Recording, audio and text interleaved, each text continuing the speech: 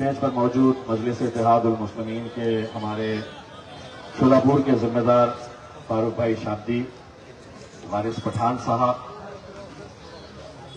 अतीक भाई, Sameer Sajid builder, advocate Khizr Patel साहब, ये प्रोग्राम जिसने यहाँ पर ऑर्गेनाइज किया बाबा भाई, और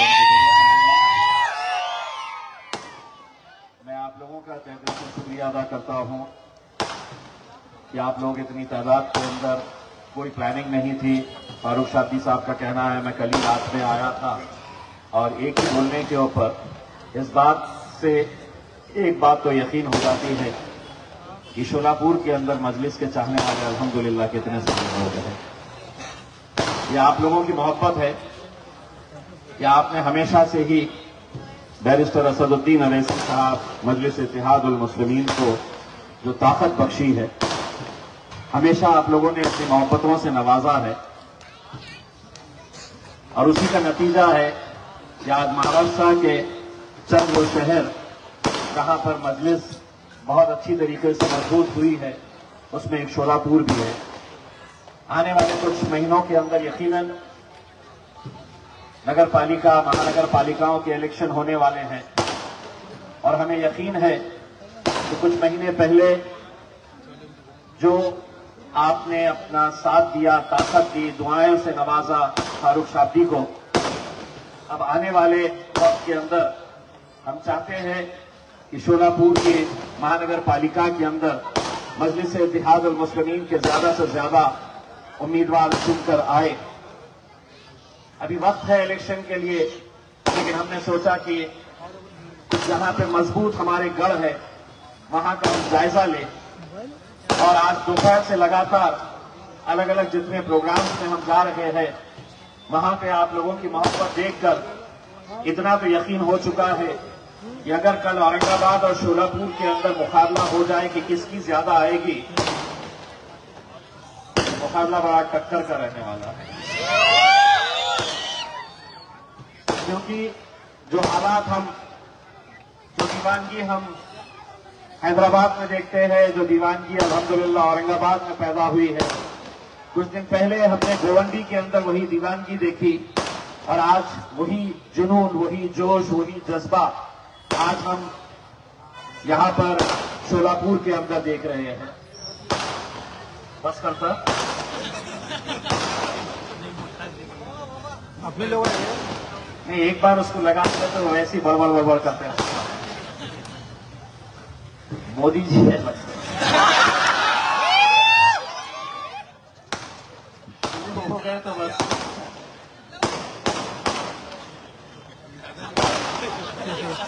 नाम लेते ही और बज रहा।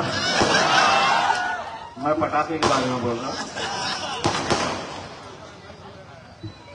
तो मेरे भाई, आज इस हालात से हम गुजर रहे हैं, उसके ताल्लुक से वारिस पठान साहब ने आपको अच्छी तरीके से बताया है कि कैसे कानून हमारे ऊपर लादे जा रहे हैं, कैसा जुल्म सितम हम पर किया जा रहा है। अभी कल ही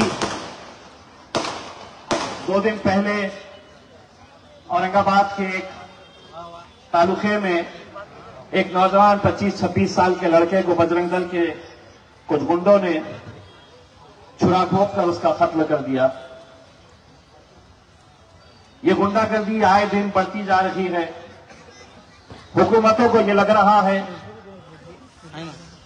कि इनके लिए कोई आवाज उठाने वाला नहीं है, हम किसी को भी कभी भी किसी का भी कत्ल कर देंगे, किसी की कोई जरूरत नहीं है हमसे कोई सवाल करने वाला, कोई हमसे सवाल पूछने वाला।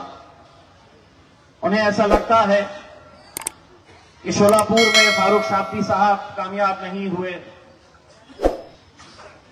या औरंगाबाद में इम्तियाज जलील कामयाब नहीं हुआ तो मजलिस पूरी तरीके से खत्म हो गई है। सियासत के अंदर लोग चुनाव जीत कर भी इतनी मोहब्बत नहीं पाते हैं जितना हम हार कर अल्हम्दुलिल्लाह मोहब्बत पाते हैं। आपके जीत का जश्न इतना जोर से नहीं मनाया गया था जितने हार का गम, जितने हार का अफसोस। एक एमएलए की सीट अगर हारते हैं तो एक कॉन्स्टिट्यूएंसी की सीट हम हारते हैं, लेकिन शायद मैं समझता हूं, चाहे वो वारिस पठान हो, अतीक सर हो, फारूक शाब्दी हो या इम्तियाज जलील हो, हमारे लिए ना जाने कितने ऐसे लोगों ने अपने आंसू बहाए उस हार के ऊपर। लेकिन हमारे मुखालिफिन ये समझ बैठे कि अब हार गए, गिर गए तो खत्म हो जाएंगे। इतनी जल्दी खत्म नहीं होंगे मेरे कहने का मतलब यह है कि आज तुम्हारे लिए आवाज उठाने के लिए कोई नहीं आने वाला। हां, लेकिन इलेक्शन के वक्त भीख का कटोरा लेकर ये जमात ऐसी है, ये जमात वैसी है, ये फिरका परस्त है, हम सेक्युलर है, हमारा साथ दो। और आज भी इस शहर के अंदर वही भाड़े के टट्टू, वही लोग जो आपकी गलियों में, आपके मोहल्ले में आकर आपको ये राग सुनाते हैं कि हम सेक्युलर हैं, हम सेक्युलर पार्टी का साथ दो आप लोग, ये फिरका परस्त जमात है, तो अच्छी तरह से सुन लो। जब ऐसे वक्त आता है, जब तुम्हारी जरूरत होती है, तो तुम चार दीवारी के अंदर बंद रहते हैं, एसी कैबिन के अंदर बैठ जाते हैं, अपने ड्राइंग रूम के अंदर पर्दा डालकर बैठ जाते हैं। अगर सड़क पर कोई उतरता है तो वो मजलिस इत्तेहादुल मुस्लिमीन उतरता है। और ये सेक्युलरिज्म का राग अब हम के ऊपर सुनाओ मत, बहुत हो चुका है, अच्छी तरह से सुन लो। जूती पे मारते हैं हम तुम्हारे जैसे सेक्युलरिज्म को, जूती पे रखते हैं। अगर बुरे वक्त में तुम हमारे लिए खड़े नहीं रहेंगे तो तुम्हारा कोई अधिकार, कोई इख्तियार नहीं है कि तुम चुनाव के वक्त हमारे बीच में आए। आज एक ऐसे दौर से हम गुजर रहे हैं, क्या वजह है कि चाहे वो वक्त का कानून हो, चाहे जो नए नए कानून लाने की कोशिश की जा रही है, चाहे वो मस्जिदों के ऊपर से लाउडस्पीकर हटाने की बात हो। ईद के मौके के ऊपर हमने देखा कि कैसा पूरे पुलिस वाले सड़कों के ऊपर जानवरों को ढूंढते फिर रहे थे। मैं शोलापुर की पुलिस को यह कहना चाहता हूं, जितनी तत्परता से जानवर ढूंढ रहे थे, नशा बेचने वालों को भी ढूंढिए वैसे ही। नशे का कारोबार करने वालों को भी ऐसे ही ढूंढिए। एक पूरी नस्ल खराब हो रही है हमारी, पूरे नौजवान हमारे अपनी आंखों के सामने खत्म हो रहे हैं। नशे का कारोबार हर उस शहर के अंदर चल रहा है जहां पर आपकी आबादी है। बेचने वाले आपके ही अपने मोहल्ले के लोग हैं। और उन्हें हिफाजत कौन कर रहा है, उन्हें सुरक्षा कौन दे रहा है? तो वही चंद पैसों के लिए वो हुकूमत, वो सरकार, वो पुलिस, वो प्रशासन जो इस नस्ल को पूरी तरह से बर्बाद करना चाहती है। एक बात समझ लो, जो काम अगर पुलिस नहीं कर रही है, जो धंधे ये नहीं कर रहे हैं, तो समझ जाओ तुम पुलिस वाले हैं, अटक लो। क्योंकि अगर हम आगे नहीं आएंगे, हम रोकेंगे नहीं ये सब गलत धंधों को, तो शायद ये जहर हर घर तक पहुंच जाएगा। यही हाल गोवंदी के अंदर, यही हाल मुंब्रा में, औरंगाबाद में, मालेगांव में, धुलिया में, परभनी, उस्मानाबाद, हर जगह के ऊपर ये नशा फैलाया जा रहा है, पहुंचाया जा रहा है। इसे हमें ही खत्म करना होगा।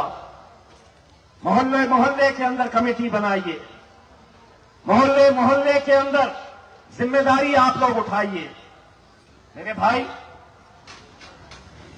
ऐसे कितने हमने नौजवानों को अपनी आंखों के सामने मरते हुए देखा है। हम खामोश बैठकर अगर ये सोचेंगे कि नहीं ये जहर मेरे घर तक नहीं आया है, तो शायद हम गफलत में हैं। धीरे धीरे पूरी एक नस्ल को बर्बाद कर देगा। आज वक्त का कानून हम पर लादा जा रहा है। आज ऐसे ऐसे कानून लाए जा रहे हैं, निशाने के ऊपर सिर्फ आप है, निशाने के ऊपर सिर्फ मैं हूं, हमें निशाने के ऊपर रखा जा रहा है। लेकिन हम भी अब इतने मन चुके हैं कि अब हम आंखों में आंखें डालकर अब हम टक्कर लेते हैं। ये 9:56 को घड़ी बता रहे हैं। पुलिस वालों को बोलो 4 मिनट के अंदर 2-4 छक्के लग सकते हैं। हम कैसे देंगे हमारे 4 मिनट? 10 बजेंगे और घड़ी हमारी रहेंगी। हमारी घड़ी के अंदर जब बजेंगे तो हम बंद होंगे, क्योंकि जगह हमारी रहती है, वक्त भी हमारा रहता है। हम तय करते हैं कब बोलना, क्या बोलना, कितना बोलना, कैसे बोलना। आप रहने तो भाई साहब, इनके उनके मत उठा के मेरे को दिखाओ। उसके मेरा रिदम छोड़ डाले, अभी तो देने वाला था मेरे भाई। ये हमारा एक नौजवान साथी, मुझे बड़ी खुशी होती है जब मैं ऐसे नौजवानों को देखता हूं। मोदी जी के अच्छे दिन कब आएंगे अल्लाह को मालूम। ये नौजवानों को जब मैं देखता हूं, ये देखिए, कहां है अतीक भाई, ये हमारे समीर साजिद, ये अतीक भाई, ये जब नौजवानों को देखता हूं ना, तो मोदी जी तुम्हारे अच्छे दिन का तो पता नहीं, मेरे अच्छे दिन और मजलिस के अच्छे दिन इनकी वजह से जरूर आने वाले हैं। आप लोगों की दीवानगी, आप लोगों का जोश, आप लोगों का मोहब्बत ऐसे ही बरकरार रखिएगा। इंशाअल्लाह इलेक्शन के वक्त वो शेर भी आएगा जिसे अब दुनिया जानती है, और उस शेर का नाम है बैरिस्टर असदुद्दीन।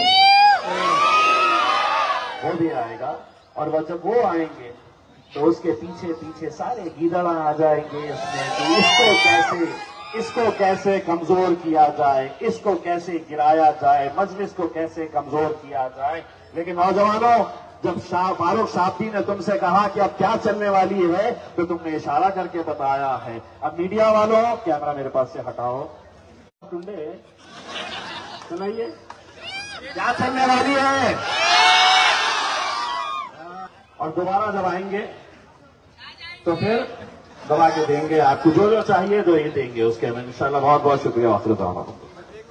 हाँ, एक बात फारूक शाब्दी साहब ने मुझे अभी अभी बताया है कि शोलापुर जिला अध्यक्ष की जिम्मेदारी देना थी, तो फारूक शाब्दी साहब ने मुझसे ये कहा है कि आप ऐलान करिएगा कि शोलापुर जिला अध्यक्ष की जिम्मेदारी हमारी शौकत पठान साहब को दी जा रही है, जोरदार तालियों से। लेकिन शौकत पठान साहब को जब ये जिम्मेदारी दी जा रही है, तो शौकत भाई ने मुझे जबान दिए हैं कि पूरी ताकत के साथ वो मजलिस को यहां पे मजबूत करेंगे।